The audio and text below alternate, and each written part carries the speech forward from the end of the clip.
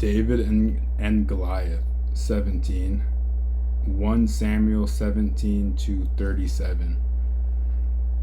Now the Philistines gathered their forces for war and assembled at Socoh in Judah. They pitched camp at Ephes Dammim between Socoh and Azekah.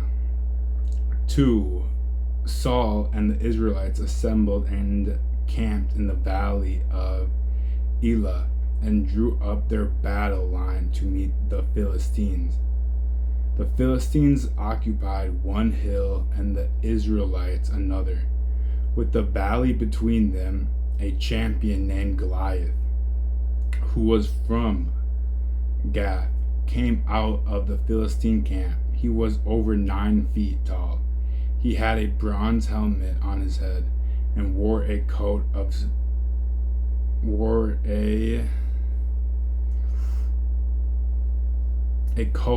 scale armor of bronze weighing 5,000 shekels on his legs. He wore bronze greaves, and a bronze javelin was slung on his back. His spear shaft was like a weaver's rod, and its iron point weighed 600 shekels. His shield bearer went ahead of him. Goliath stood and shouted to the ranks of Israel, "Why do you come out and line up for battle? Am I not a Philistine? And are you not the servants of Saul? Choose a man and have him come down to me. If he is able to fight and kill me, we will become your subjects.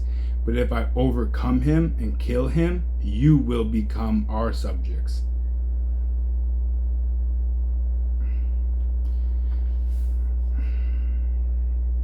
We already know what happens, you know what I'm saying? Big old giant becomes laid out.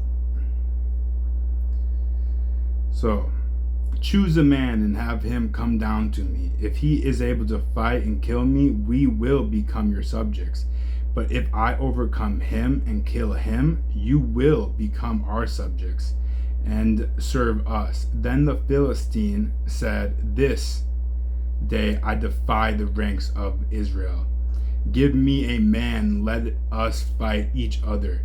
On hearing the Philistines' words, Saul and all the Israelites were dismayed and terrified. Now David was the son of an Ephrathite named Jesse, who was from Bethlehem in Judah. Jesse had 8 sons, and in Saul's time he was old and well advanced in years. Jesse's 3 oldest sons had followed Saul to war. The firstborn was Eliab, the second Abinadab, and the third Shammah. David was the youngest. The 3 oldest followed Saul. But David went back and forth from Saul to tend his father's sheep at Bethlehem. For 40 days the Philistine came forward every morning and evening and took his stand. Now Jesse said to his son David, "Take this ephah of roasted grain and these 10 loaves of bread for your brothers and hurry to their camp. Take along these 10 cheeses to the commander of their unit.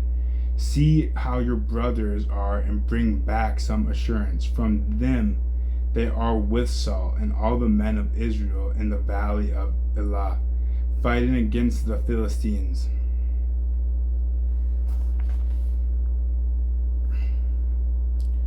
Early in the morning, David left the flock with a shepherd, loaded up, and set out as Jesse had directed.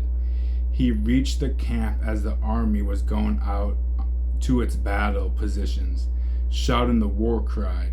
Israel and the Philistines were drawn up their lines facing each other. David left his things with the keeper of supplies, ran to the battle lines, and greeted his brothers. As he was talking with them, Goliath, the Philistine champion from Gath, stepped out from his lines and shouted to his usual defense, and David heard it. When the Israelites saw the man, they all ran from him in great fear. Now the Israelites had been saying, "Do you see how this man keeps coming out? He comes out to defy Israel. The king will give great wealth to the man who kills him. He will also give him his daughter in marriage and will exempt his father's family from taxes in Israel." David asked the men standing near him, "What will be done for the man who kills this Philistine and removes this disgrace from Israel? Who is this uncircumcised Philistine that he should defy the armies of the living God?" They repeated to him what they had been saying and told him, "This is what will be done for the man who kills him."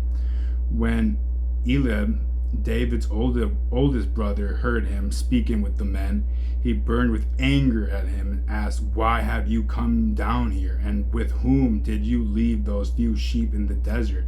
I know how conceited you are and how wicked your heart is. You came down only to watch the battle?" That's crazy. He said David was. So now what have I done? Said David. Can't I even speak? He then turned away to someone else and brought up the same matter, and the men answered him as before. What David said was overheard and reported to Saul, and Saul sent for him. David said to Saul, "Let no one lose heart on account of this Philistine. Your servant will go and fight him." Saul replied, "You are not able to go out against this Philistine and fight him. You are only a boy, and he has been fighting man from his youth." But David said he has been a fighting man from his youth. But David said to Saul, "Your servant has been keeping his father's sheep. When a lion or bear came and carried off his sheep from the flock, I went after it, struck it, and rescued the sheep from its mouth.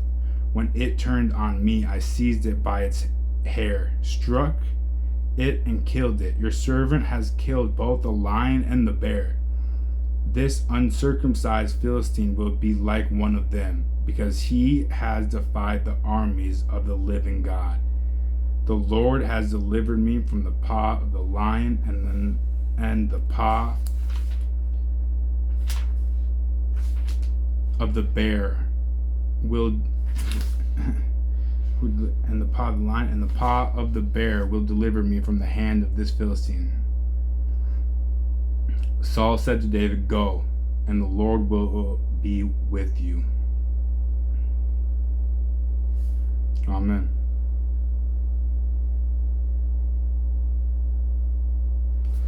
So glory be to God. That'll be the reading for now.